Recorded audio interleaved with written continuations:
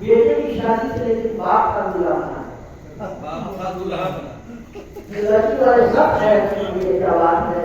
सोच में तो क्या करने लगवाते थे बड़ा मोदी साहब ने पूछा करते तो बाप से शर्म या आती नहीं है कि तू अपने आप से है तुम्हारे साथ तेरा शहर में लगा नहीं लड़के को खिलाफ और ये न करे बोले मोदी को ना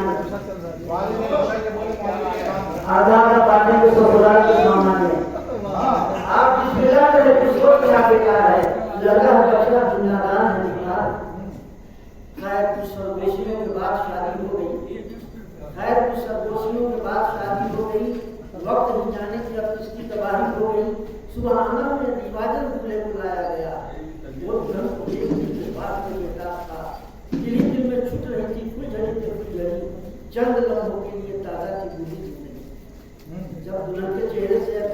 पर्दा उठा पूरा क्वेश्चन हमारे ठीक था एक बुढ़िया थी जो बैठी थी दुल्हन के रूप में एक बुढ़िया थी जो बैठी थी दुल्हन के रूप में बाल सब कैसे जिंदगी में पूरा बोला क्या साजिश की ये क्या बात है और साहब जो बोले जाने की उस बात है